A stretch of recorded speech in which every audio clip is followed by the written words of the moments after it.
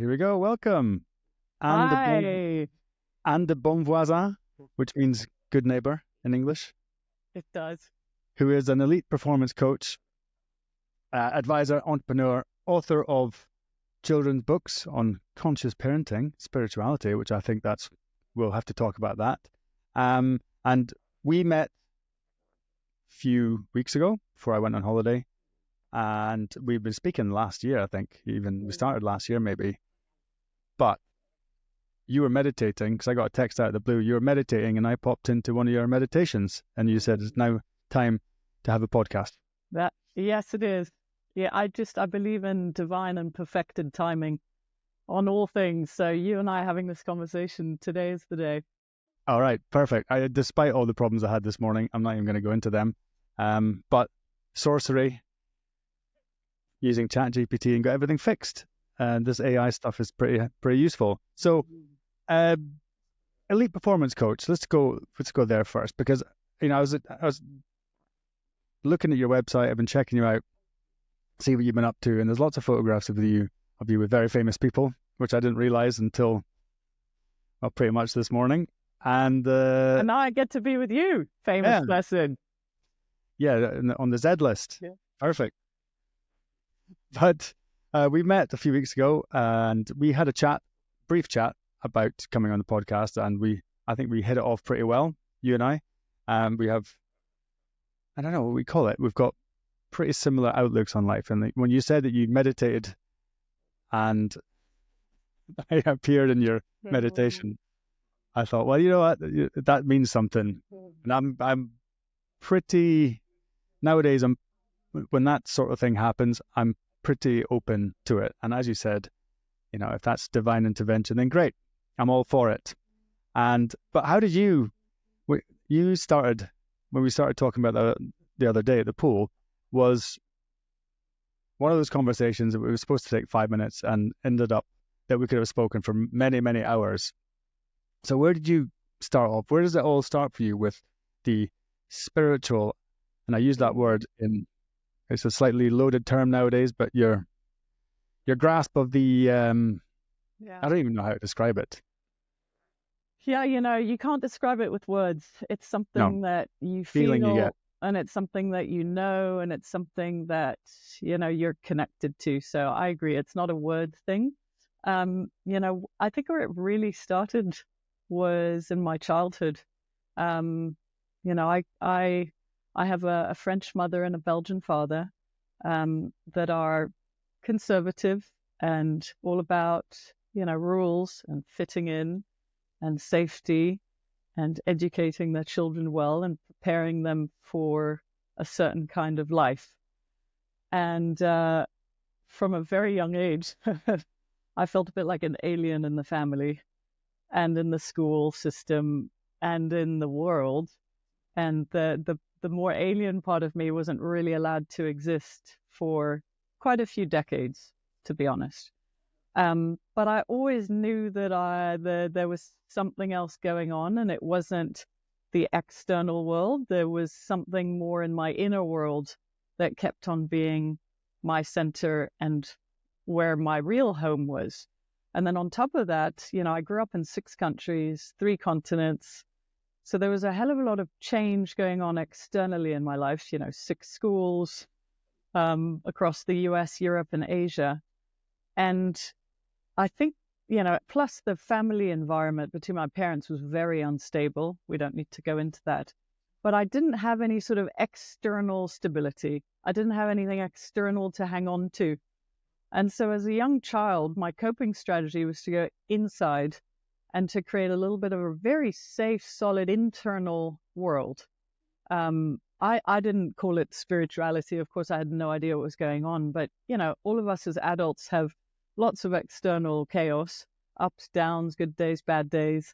And I've always said to myself, if my inside, if there's a part of me inside that doesn't change, that is connected to something, I can manage. So that's the very sort of beginning seed of where it started. The next thing for me was I became an athlete. So I'm a swimmer. I swam 4 hours a day. I swam for Hong Kong.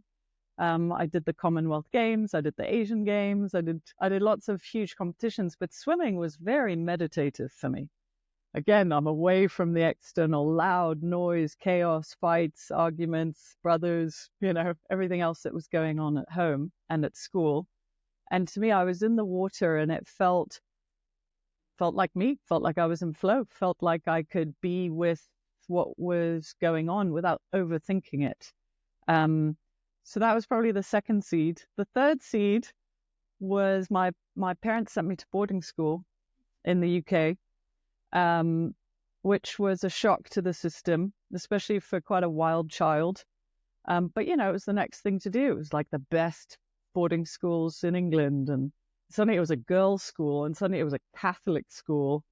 And suddenly I had to have my socks pulled up, and I had flowery shirts on. It's like, wow, this is even more of constraining my soul and my spirit, of being told who I need to be, as opposed to being recognized for who I really am, which is one of the things children need the most. We can talk about that. But I was badly teased and badly bullied in boarding school. I would say probably one of the worst experiences of my life.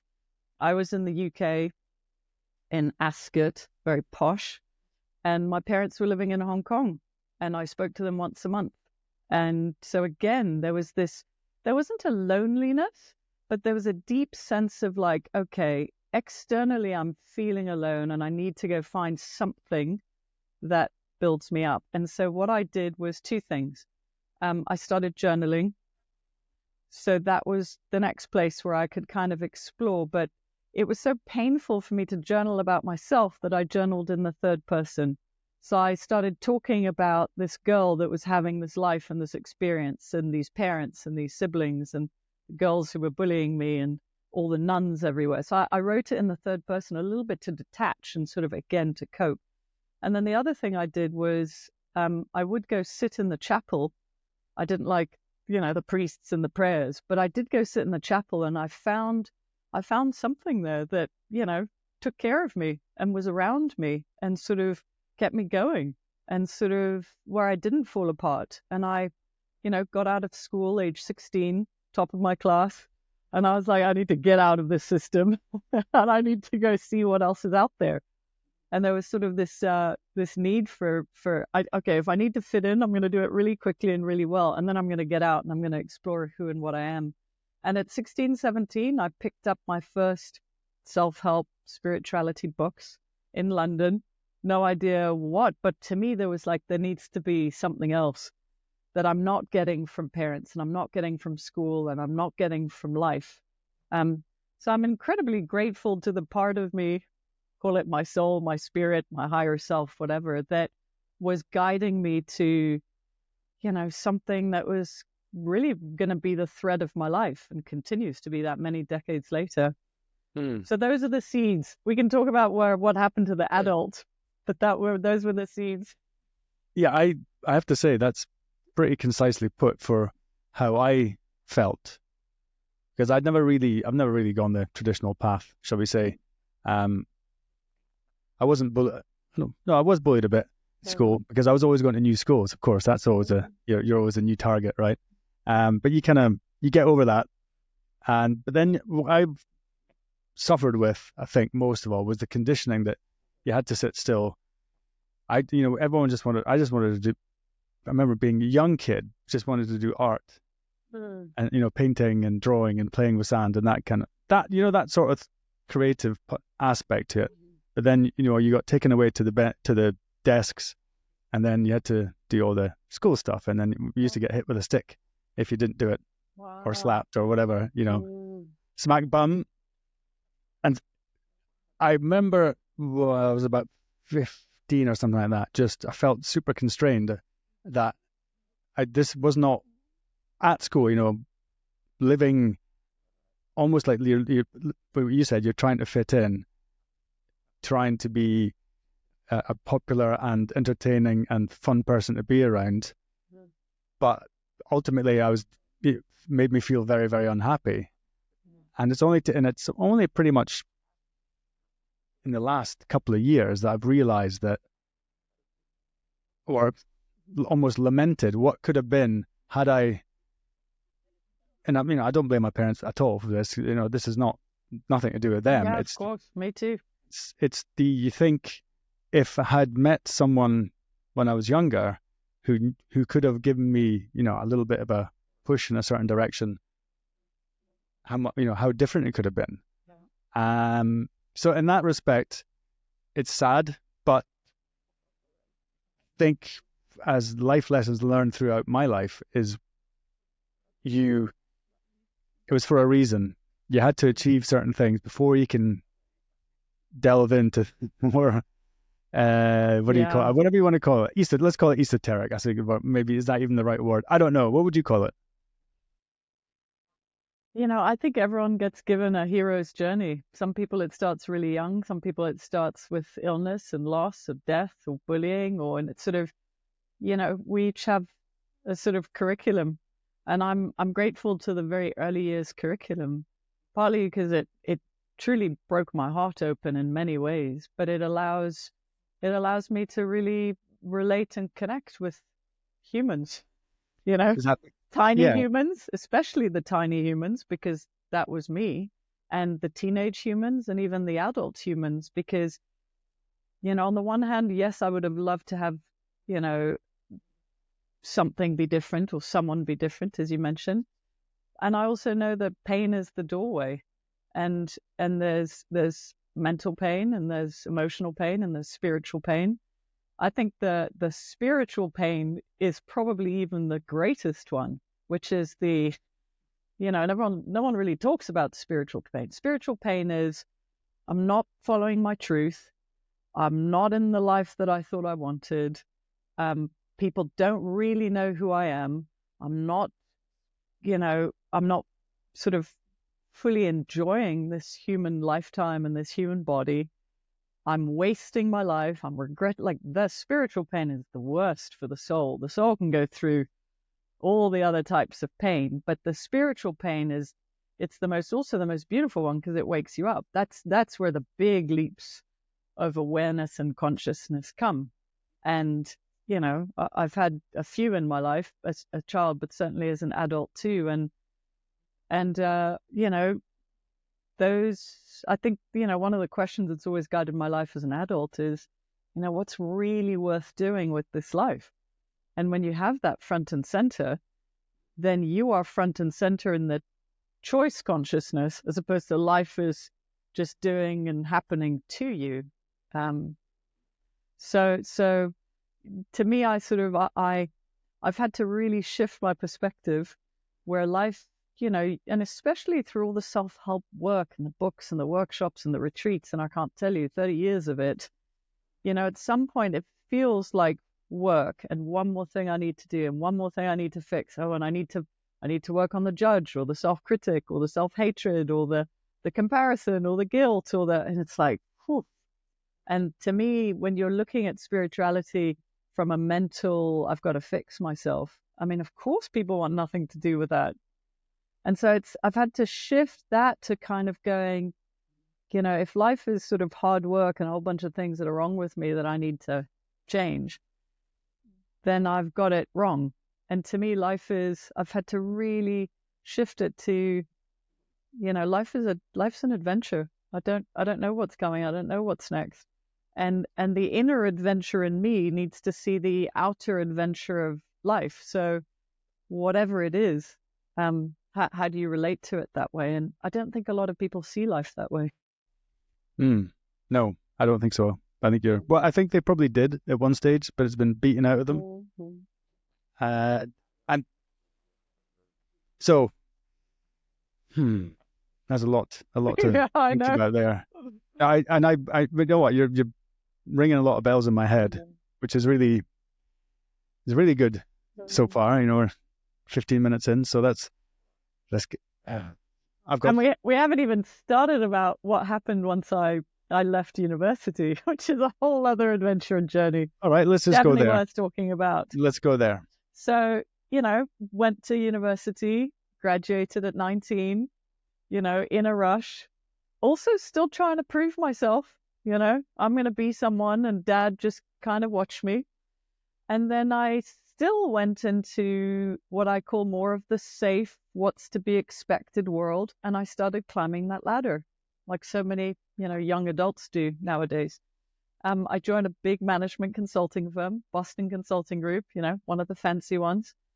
And I did a few years with them. Then they told me the next thing was to go to business school. So I listened to them again instead of listening to myself. So I said, okay, I guess I'm going to do an MBA. I went to Stanford, youngest person at Stanford, graduated, had fun. And then I listened to that world. Well, what do? You do venture capital, you start a business, you go into the media world. So I picked the media world, moved to New York, did 3 big jobs. And by the age of 28, I was running a $500 million venture capital fund. And I remember, they had a press release out on me saying de Bonvoisin named managing director of Time Warner's $500 million fund. And it was a horrible day. So most people would think that's a huge achievement. I stayed in bed, I cried all day, and I thought, this is the wrong press release. Oh, I get chills thinking, this is the wrong press release. This is not, my name should not say de Bonvoisin and this. It should say something about making a difference, impact, schools, education, children, doing something. But I remember going, I've climbed the wrong ladder. And it's not a nice feeling at all. And I thought, wow. But so what do you do with that? What I call the inner microphone that goes, Ariane, you're in the wrong job. It's like, oh my God, I've spent 28 years climbing this ladder to prove myself. I'm a woman in venture capital. It's the wrong ladder. And then on top of that, Nicole, because I was trying to do the external path, and I was trying to do what my parents had told me and what the consensus consciousness was telling me. I was engaged to a guy who was Mr. Perfect, was in People magazine, top 50 bachelors. We don't need to go with his name. But he had all Tell me after, though. He had all the external ticks, and so my external life looked amazing. I had the loft in Soho in New York, and and my internal was just starting to, crash, crumble, unhappy. So I'd have the voice in the morning, Ariane, you're in the wrong job. Ariane, you're sleeping with the wrong guy. Ariane, and I was just like, oh my God, I can't listen to this anymore. And we've all had that. And most of us, we turn that microphone way down just to continue with our life. And I was just like, I wonder what would happen if I actually put that microphone way up.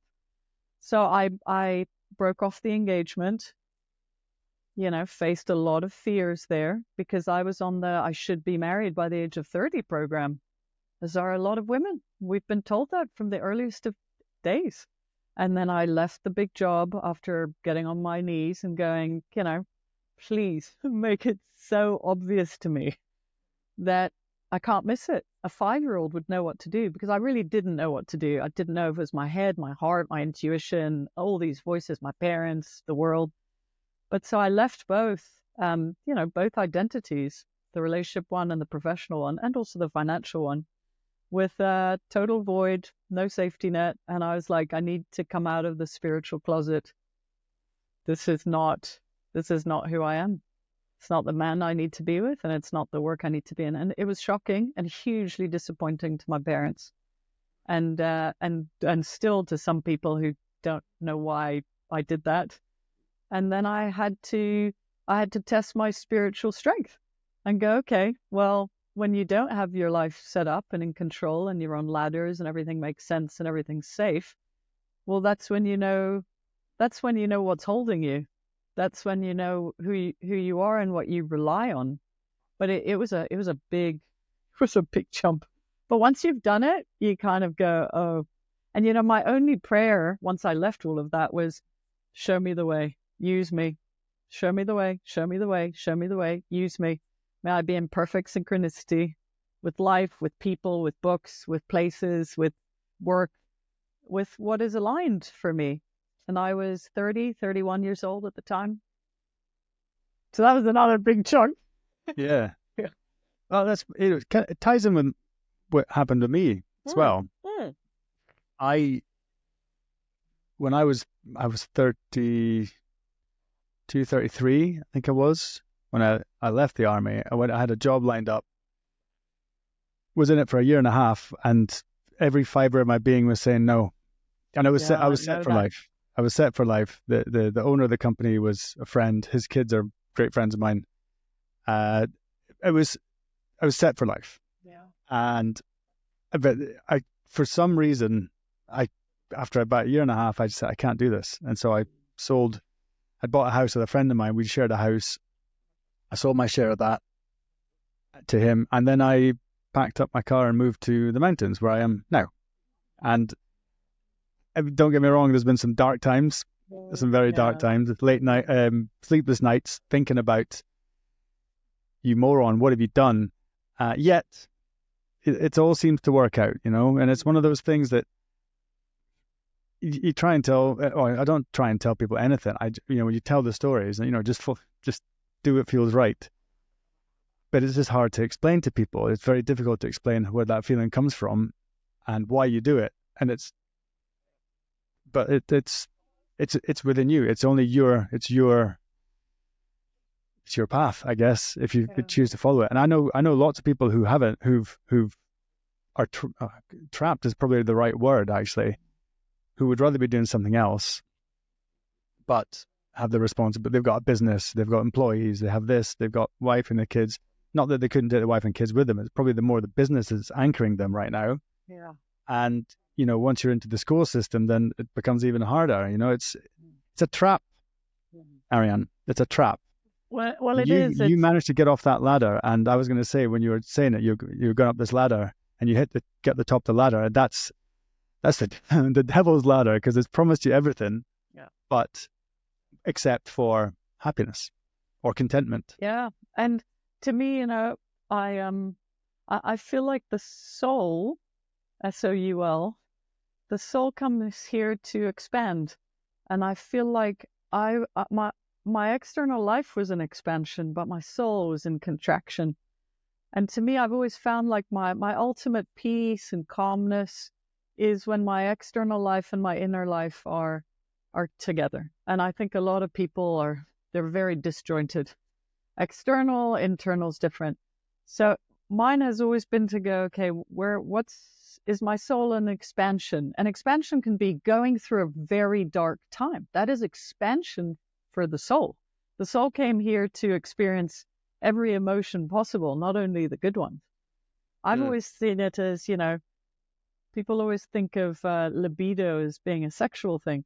You have professional libido, creative libido, parenting libido, and to me, libido shrinks when you're in the rules and the contraction and the fitting in, and that I should stay at the company and we shouldn't, and it's sort of the soul just doesn't like that, and it tries to wake you up constantly. It's never really quiet, and Can I it just drains your life force every time you try and quietness. No, I was just gonna just before I just want to say, you mentioned that when your external and your internal are in Sync. sync. Can you explain how that feels? Because that's something that I would like to. Yeah. It feels like truth with a capital T. It doesn't mean that there's not fear and there's not questions and there's not ups and downs, but it feels like I'd say probably my most important value is truth and authenticity. And that starts with me. I'm being and doing what is my truth. And that is internally and that is externally. But everything starts internally. It's an inside job first. A lot of people hire me to fix a few things in their outer life. It's like they're, doors that I need to help them open. And everything starts internally. So the knowing of who you are and what is your truth is very scary for people, because it's usually very far from what they're doing or living. And whether it's the clothes they're wearing, whether it's, the place they're living in, whether it's the friends they're with, sometimes the truth is far from that. And so I think that's destabilizing for people, where, what is the ultimate truth? And if you bring it back to childhood, the most important thing a child needs is to stay in their truth, right? This is the link to childhood. Like, a lot of us are walking around with, issues that we had in our childhood. But if I had to summarize, the big issue is that children are not seen for their truth. We are told to be, that we need to fit in, that we need to be something different. So keeping the wildness of the child, the truth of the child, the exuberance of the child, the reality of the child that is in front of you alive is the biggest gift you can give your kid. It's not preparing them for a world, which is what happened to me, that, A is changing and B does not lead to happiness. It does not. So I was promised that if you do all of this fitting in stuff, you will be happy. And I was the least happy I've ever been when I followed the rules. So I think the inner and the outside, the inner creates the outside. So, and do you think because of that is why we have such a problem with alcohol and drugs? Yeah, and right. So I think of, the mental health issues, especially in teens. Alcohol and drugs is one, and there's, I think, low self-esteem or no self-esteem or not being seen or heard or valued or understood for who they are, it's the cause. The effect might be cutting and drugs and alcohol and abuse and porn and everything else. I think unfortunately a lot of kids and teens these days are in external comparison all the time. Most kids and teens don't even know they have an inner world. When I've done workshops with children and teenagers, I've literally explained to them that there is another world that they can find their happiness and their peace in, and it's sometimes the first time they've ever heard of it. Most teens have never heard the word intuition. They don't even know what it is. Intuition is you talking to yourself. That is the voice of clarity, but they don't know how to listen to it. Do you know, have you heard of a guy called Manly P. Hall? I haven't. He's one of these guys, I listen to his lectures. I think they're from the 30s or the 40s or 50s. It's the recordings aren't great. You can get them on Spotify, actually. There's a lot of his talks are an hour and a half or so long, all of them. Handy. All right. Yeah, but they're really good. And I mean, when I say they're really good, they are excellent. And he talks about things, and it's just truth. When you hear it, you go, "Mike, this guy's cracked it. He knows what he's talking about." Yeah. Now, I think he is, from what I was told, based from another podcast I've done, because I got a little bit suspicious when I found out he was a 33rd degree Freemason, and I thought, but apparently that was an honorary. Apparently you can get an honorary one. I didn't know that. I don't know, but going to that, there's one I've listened to it 2 times now. It's about intuition, and I can send you it to. I'll send it to you because I've got it saved on my Spotify thing. But it's developing your intuition is how it's done. Is what he talks about. Now I hear what he says, but in practice it's quite difficult. How do you do it? How do you develop your intuition? Yeah. And learn to listen to it? Is it okay? Before I say that, is it sometimes when you walk in? Have you ever walked into a bar or a party or something and then just went, "I got to get out of here. I can't stay," and just turn and walk out? Have you done that? Of course. That's intuition, I think, right? Of course it is. Just says, get the hell out. For some reason. To me, intuition is the highest form of intelligence. Okay. Yeah. Highest form of intelligence. And it is definitely not recognized that way. But I work with, CEOs, leaders, athletes, people who've been in very high stakes environment. Their biggest mistakes have been when they have not followed that inner intuition environment, whether it's they've bought the company that's wrong, or the stock, or they got married to the wrong person, or they hired someone that, wasn't the right person. Highest form of intuition, highest form of intelligence is your intuition. So to me, intuition speaks through the body, which is not where people are hanging out. People live here. So they don't listen. There's no communication here. When you're living above the neck, you are not in your body. And so one of the biggest things is, joy happens through the body. Intuition happens through the body. So it's like, how do you get people to take the elevator from here down to here, or even further down? There's a reason it's called your gut feeling. So how do you take that elevator? One is you become aware of how much the thinking mind is the one that's dominant. Everyone's an addict. It's just we're addicted to different things. Most people are addicted to thinking. So the number one addiction in the world is thinking. Overthinking. Never thought about it like that. But I mean, thinking is an addiction. And then thinking negatively is an even bigger addiction. Do you see? So how do you get people to go, even just the awareness of it? You pull it out of your blind spot and go, oh my God, I live above the neck all the time. I have this body, but I'm not actually in tune or in touch with it. So getting people to come down, yes, breathing techniques, yes, meditation, yes, any form of exercise, yes, music, yes, dancing, yes, being in nature, being with a dog, being with children, all of that pulls you back into, your vehicle, which is your vehicle for wisdom, your vehicle for truth, your vehicle for expansion.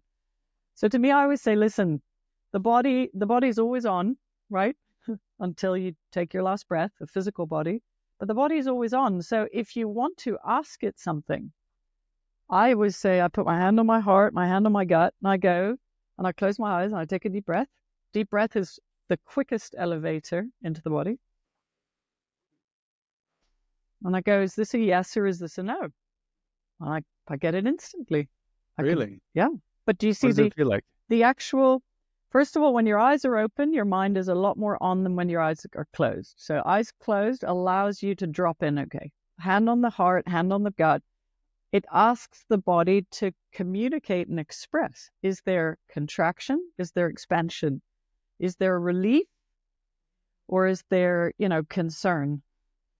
That's what it feels like. It's sort of, everyone's gone there. It's like a knocking at the door. Now you're in charge of turning the volume down, but you're also in charge of turning it on much, much stronger. So I've trained myself to listen to it on little things. What I want to eat at a restaurant. Do I want to buy this? Is this the flight I need to book? Do you see? It's like and there's a tiny little voice. So to me, it's like, put that microphone up. But it feels like a sense of relief.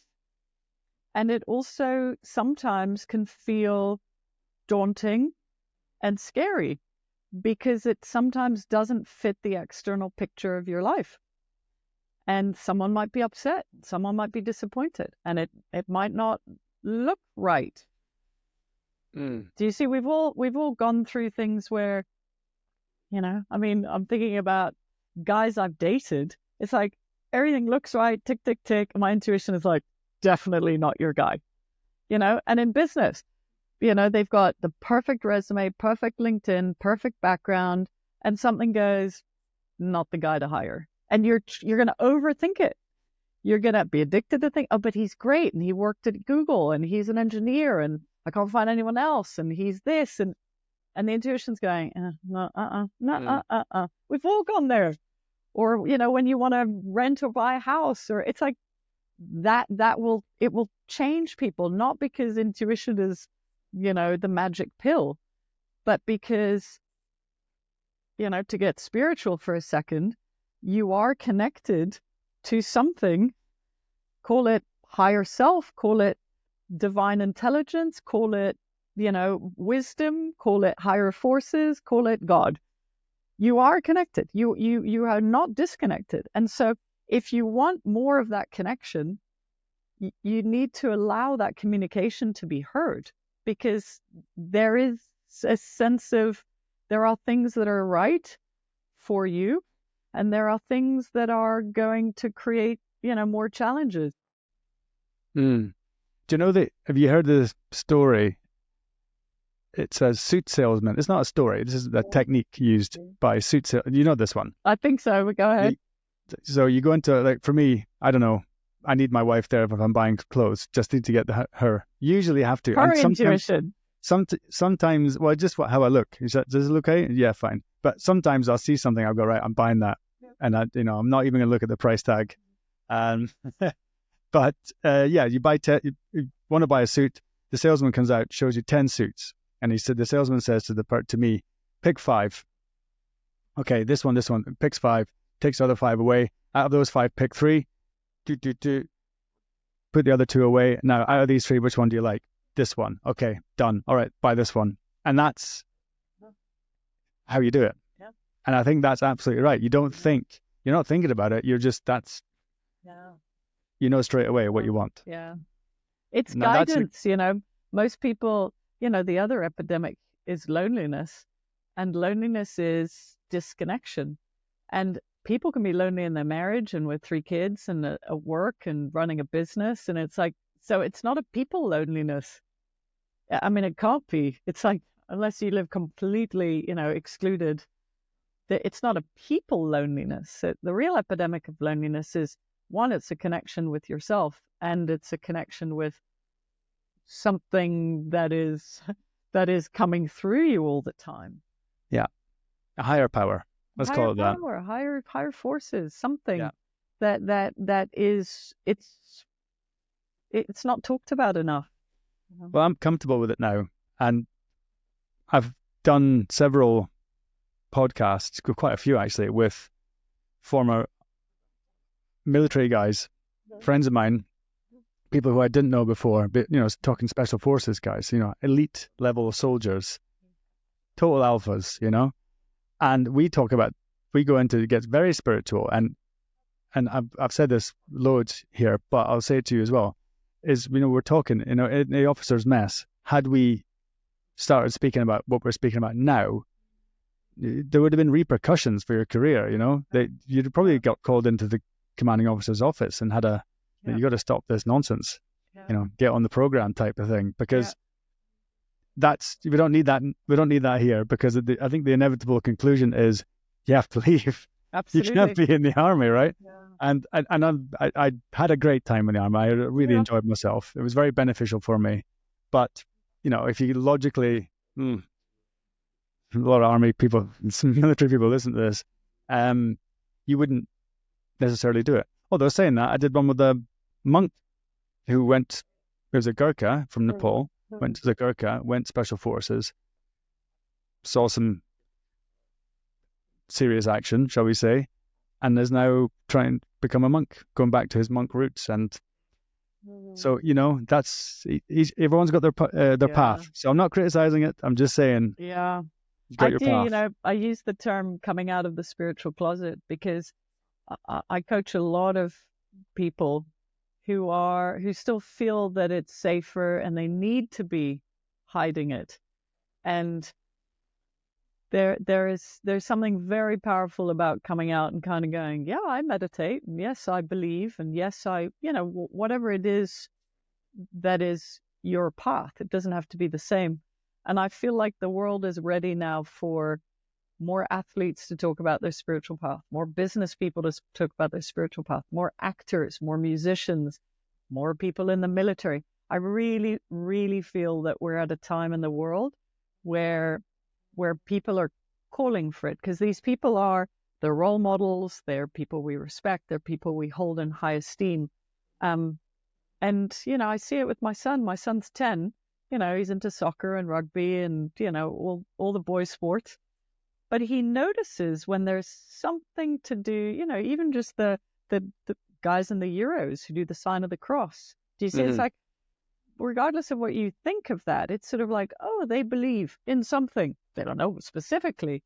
But do you see? It's like they are having an influence on generations. And, you see tennis players that, they thank something higher up. And I mean, what was I watching yesterday where I was like, oh, that's so interesting. Again, there's an acknowledgement of, it wasn't just me and my talent and my brilliance and how incredible I am. I'm actually acknowledging that something else also helped me. I mean, it is so important and profound to see more of that. Not for us to all believe the same thing, but to see more of that so that we can explore that for ourselves. Yeah, there's a thirst for it, without a shadow of a doubt. And I don't say I'm not guarded by it, but if someone says something that I feel I can bring something to it, and I just say, look, I might sound crazy, but this is what I think. And because of it, I feels like my life's got better, gradually better. I mean, don't get me wrong. It's not like someone's throwing rose petals in front of you as you're walking around. It's not like that at all. In fact, I would say it's the opposite. You've got different challenges in different ways, and well, I just try it and you see. But can you see how you and I can spend the next 50 years of our life and never mention it again? And the impact that's around, is the same. So it's really not in the words. To me, you can tell people who are connected to more of the light than the reality of their lives, right? You can just tell. I mean, you can walk down the streets and you'll kind of go, wow. And it's not charisma, and it's not looks, and it's not background, and it's not gender, and it's not age. They have more capacity to hold light or joy or magic or miracles or possibility. And so people move towards people like you. And you don't even need to say it's because I believe or don't believe or there's spirituality or not. You know, it's a personal journey what got you there. So to me, it's like it's the capacity to hold light. And children have so much capacity. I mean, I know your son. It's sort of, they have so much capacity until we are told to sort of shut the light down. And we got to keep the light open and connected, whatever it is that they word it as. Do you see? So it's coming back to light. It's not the words or the prayer or how often you meditate or that's what I feel. And I know when I'm connected to the light, and I know when I'm more in my ego or fear or self-concern. Those are my three: ego, fear, self-concern. Yeah, that sounds about right. I never really thought about it. I've never actually broken it down into what it is. But there we go. Three. Yeah. Yeah. Why is it then, Ariane? Why do you think there's a war on this, if you ask me? No. Why do we knock it out of the kid? Bash it around the kids, knock it out of them. Even anyone who even tries to have a spark. If you go on if you go on TV and then you're a famous footballer, let's say in England or Scotland or somewhere, and you say, "So now I've found Christ," you are going to get derided in the press. But and everyone else is going to attack you for that, despite the fact that it's brought you a great deal of peace and your life's got better because of it. And I'm not saying, and again, I'm not saying go out and do this at all. I'm just saying it doesn't have to be Christ. Let's say you found Buddha. Let's say you found, you like to go to Stonehenge and be a druid. Whatever it is, it's derided. Why do you think that is? Well, I think it unfortunately the majority wins. I think there is something called real consciousness, and there's something called the consensus consciousness. And the consensus consciousness says you need to be married by this point, you need to have these children, you need to have this job, and you should have your own place by a certain age, and you should. So the consensus consciousness is by far the loudest. It's like this magnet that keeps telling you you're 40 and you're not fill in the blank, right? It's like this constant, and it's hard when the majority, including of my friends and family, are in the consensus consciousness. It's actually pretty hard to step away from it because there's a part of me that just goes, maybe they're right. Do you see? And when I'm shaky and not super solid and connected, this looks very attractive. There's lots of people over here living in the suburbs, having these lives, having these jobs, having this money, going on holiday to wherever, it is the consensus consciousness, which is the one that laughs and the one that teaches children to line up and do well at school, and then hopefully go to university and then get a safe job, accounting or banking or lawyer, or it's like safe job, and then please get married to someone that we like and approve of in the same religion, hopefully in the same. It's like we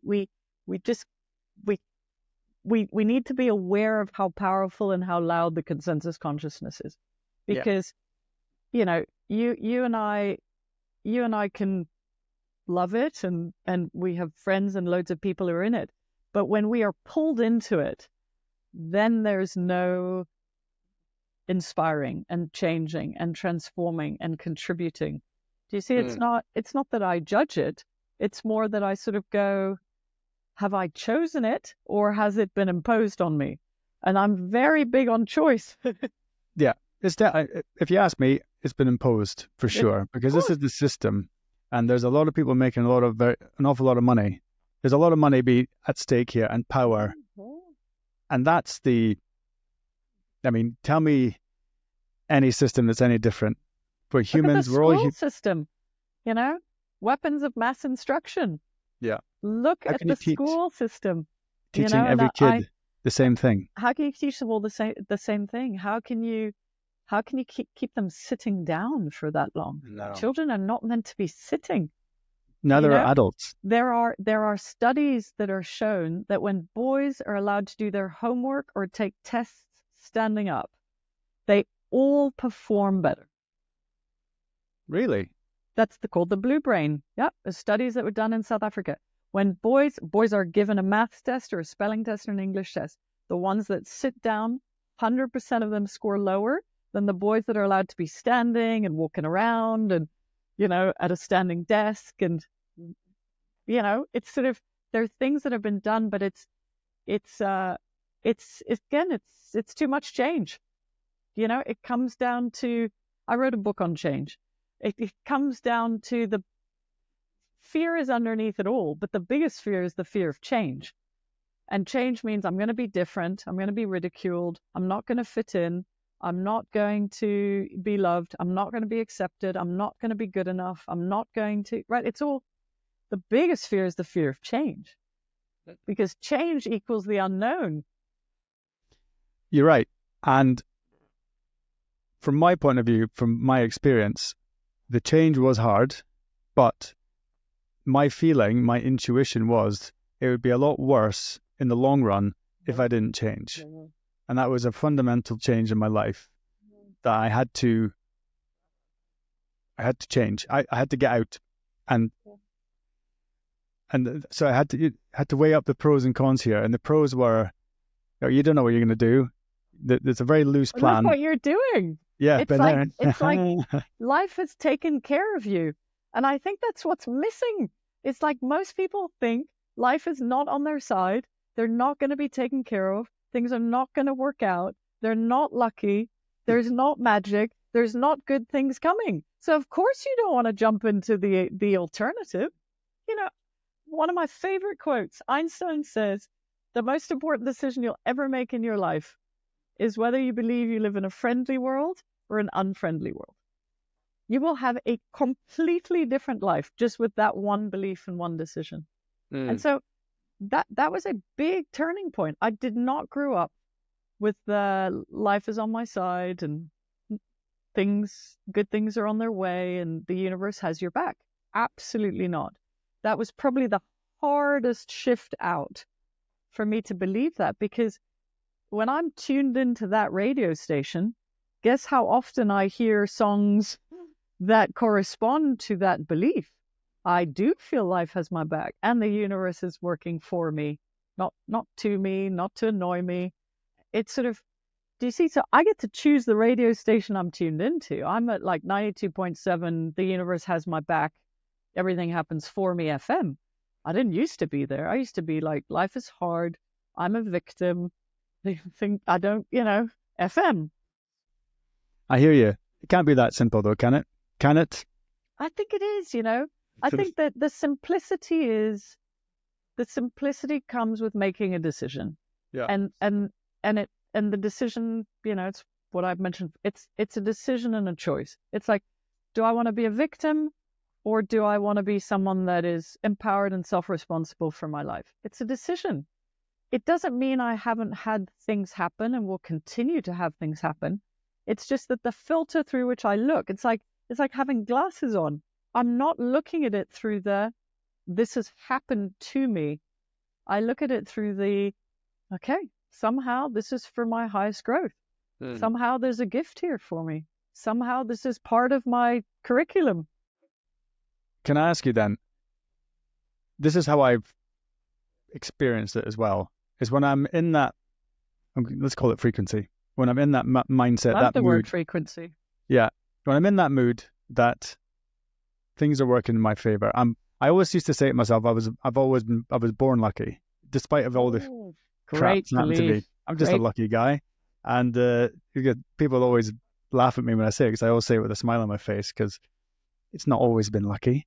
Let's be honest with that. But when I find myself not in the let's call it the frequency of things are working in my favor, I'm born lucky. It's when I get down, and that's when things start to fall apart.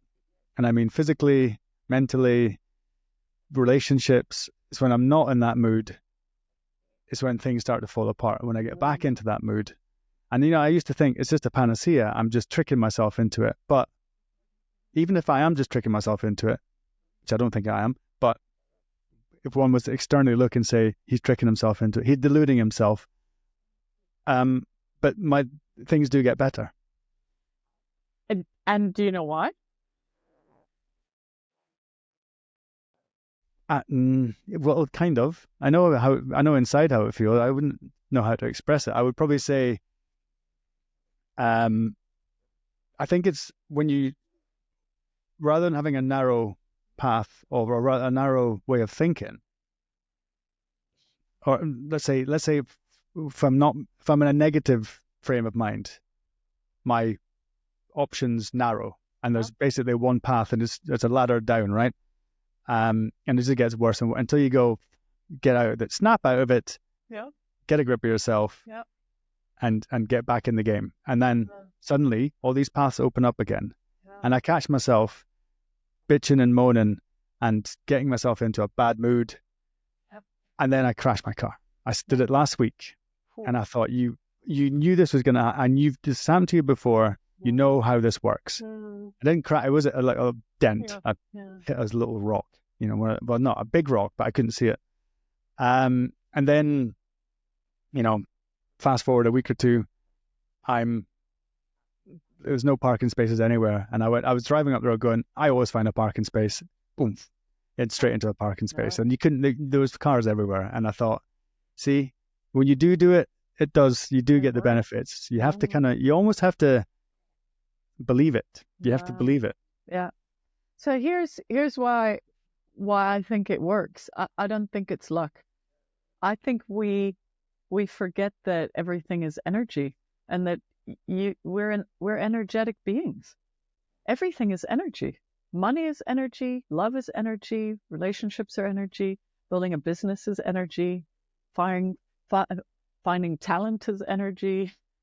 Everything is energy, but we don't view that way. And so if everything is energy, my most important responsibility hour by hour is to manage my energy. Because, it's sort of, so I'm constantly kind of going, okay, where's my energy at? Do I need to walk with the dog? Do I need music? Do I need water? Do I need to connect with a girlfriend? Do I need a cuddle? Do I need to sleep? Do I need to be by myself? But it's energy management. It's not self-care. So much has been said about self-care and well-being and balance, and nothing wrong with it. But to me, it's energy management. Where is my energy? Because energy affects everything. And call it energy, call it frequency. To me, again, if you're in your own little state, then you're, of course, disconnected from all the other beings and energy and parking spaces and money and opportunities and new people you might fall in love with. Do you see? That's where I feel when you get that everything is energy, then it's like, wow, I really need to check in on where my energy is. And then the second part to that is, I think, myself included, of course, I flip-flop between this is reality, this is on my plate, this is a pain in the neck, this is what's going on with my kids, this is, what's going on with my husband, this is what's going on with money. So I flip-flop between being in the reality of my life versus what I call the miracle field. And most people, again, have no familiarity or access. They're in the reality of their life. When you're in the miracle field, things can change instantly. Solutions can show up that you've never imagined from a reality place. I coach entrepreneurs.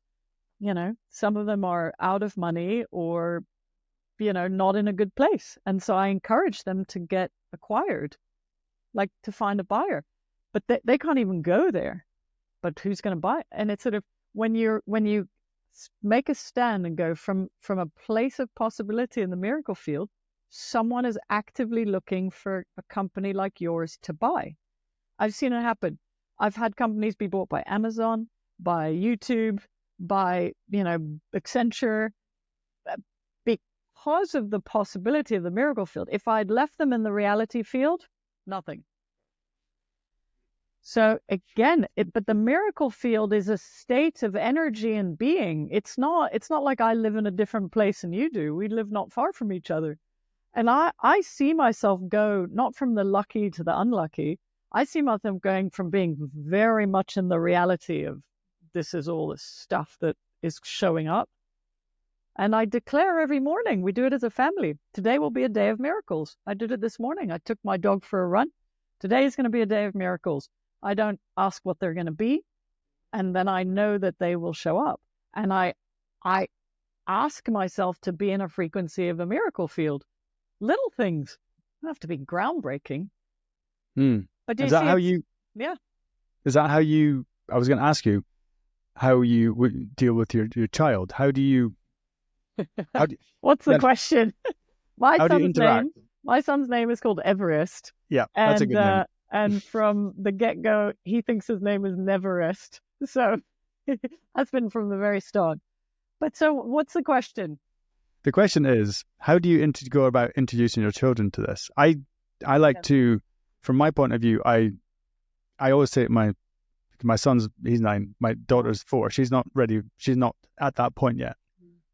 But he's coming back with stuff from school. I said, listen, just check with me first, what they're teaching you, and I'll tell you if it's real or not, okay?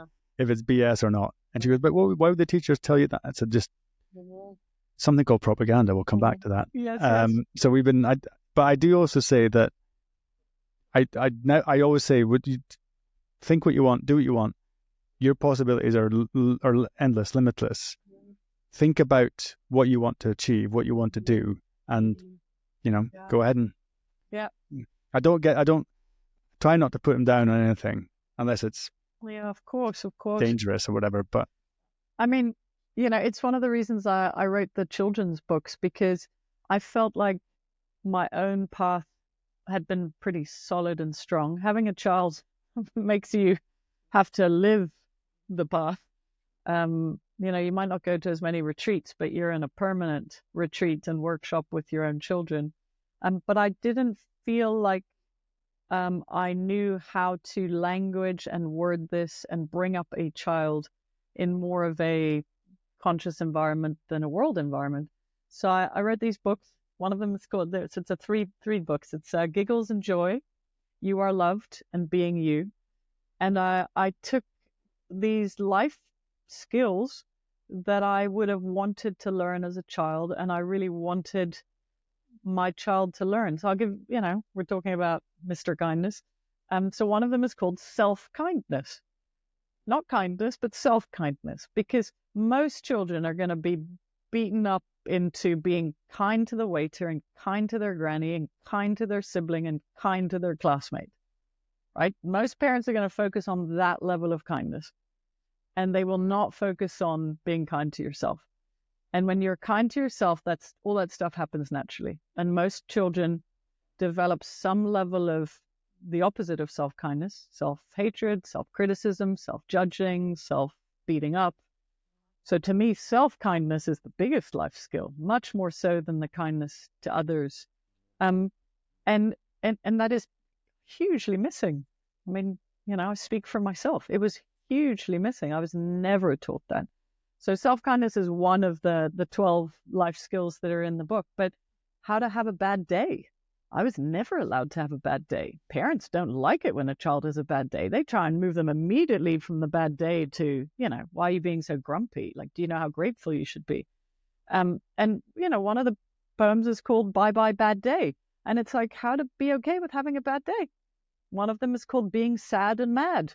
Not how to stop being sad and mad, how to be sad and mad. Again, it's sort of allowing the reality and the truth of what is showing up for the child and not making any of it wrong. And there are some on breathing, and there are some on, all the other things, of course. But to me, it was such a challenge. And I kind of go, I'm so ill-equipped. I don't even know how to bridge who and what we know, to be with a young child.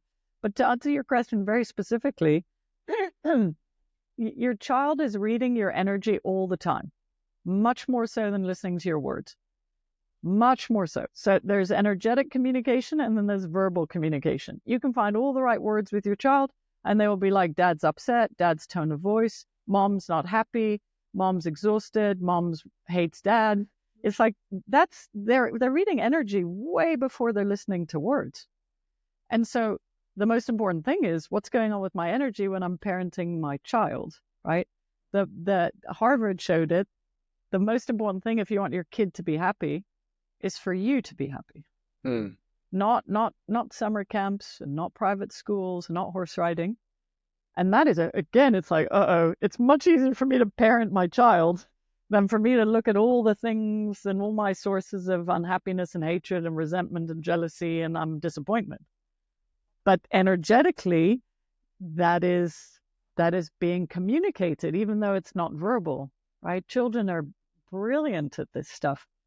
So the biggest thing, how do I do it, is I keep working on myself, and I keep making sure that I'm as much of a clear window pane as possible so that my son can see himself clearly, not through my disappointment or not through my grief. I've had moments of extreme grief in my life, and I was like, I need to honor it, not move away from it, but I don't want to parent from a grieving place. And then the third part, very quickly, is, we have certain rituals as a family. We do say grace as a family. I mean, even if one of us is traveling, we'll say grace, and it's gratitude. It's not to certain beings in the sky, although I do believe in some beings in the sky or wherever they are. But we teach gratitude, we teach appreciation. We say some, I do say prayers at night with my son, and I don't do it under a religious umbrella. And I ask him, I say, Everest, who should we say a special prayer for? And I allow him to think about, the other day, he has some of the funniest prayer requests. He prayed for all the insects and the animals that have a bad reputation, like rats, Wasps. like spiders, like wasps, like mosquitoes, like snakes. I mean, what he comes up with, it's incredible. But he'll pray for, the flood or the earthquake, and he'll pray for, but it builds compassion. Do you see? And it allows them to kind of go, wow, I'm not alone. It's not just, mom and dad and my dog or a few friends. It sort of, there's more. There's more out there. So, I mean, those are just two examples of, it's sort of bringing this filter to him so that he keeps it alive, because the outside filters are going to start getting very loud and very strong. Yeah. Well, I have to say that was pretty beautifully put. Thank you. And again, what was the name of the books again? I might have to read these, but I'll pick them up. I'll get them. I'll bring you some. I've got some up here. So it's a 3-book series. They're called Giggles and Joy, You Are Loved, and Being You. Perfect. And you have a website, it's a very interesting website. People should check out, arianedebonvoisin.com. ariandebonvoisin.com. Brilliant. I can read. That's Well, I'm not really actually reading. good. That was from memory. Well And done. you're off tomorrow, so you're back in 3 weeks' time. Love to see you. We have to sit down and have a chat. Yeah, of course. There's a certain subject you brought up, which I won't mention on air, that we need to discuss. Oh, really? Why can't we? Okay, a different one. I think I might know what it is. Yeah. I didn't want to bring it up on here. Not yet, anyway. No. I get it. But thank you for the opportunity to share some truth. Yeah. It's hugely honoring. I listened to a few other ones of your guests, and the thing that struck me the most with your podcast is how humble everyone is. How humble they are, how authentic they are, how real they are, how gentle they are. It's like gentle spirits who've done extraordinary things. I mean, the ones that I was listening to this morning when you had your little tech thing going on, I was just going, wow. Who was so that? I feel, I mean, the one I listened to right before was the Portuguese one who'd done the 50 Pedro marathons. Yeah. Wow, he's something else, isn't he? Unbelievable. And then the other one I was listening to was your mate from the military, English guy, who also I was just like, wow, and I love it when there's sort of this softening of the ego, and there's this kind of gentle, super strong spirit that comes across, and it's sort of you find your people. Well, I mean, I'm super honored that you're putting me in a group of these gentle giants. Oh, great pleasure to have you on as well. I really genuinely want to go for a cup of tea and then we can have a chat about some various things. And let's thank you. Call it there, and I'll let you get away. Speaking of bad luck, my washing machine broke down, so I've got the guy coming in 5 minutes. So. Oh, no. It's not bad luck. Maybe there's an opportunity for you with the guy to just have a lovely conversation. And yeah, he sounded pretty grumpy when I spoke to him earlier. But Ariane de Bonvoisin, thank you so much. Take care, and thank you for listening. Bye-bye. Thank you. Bye.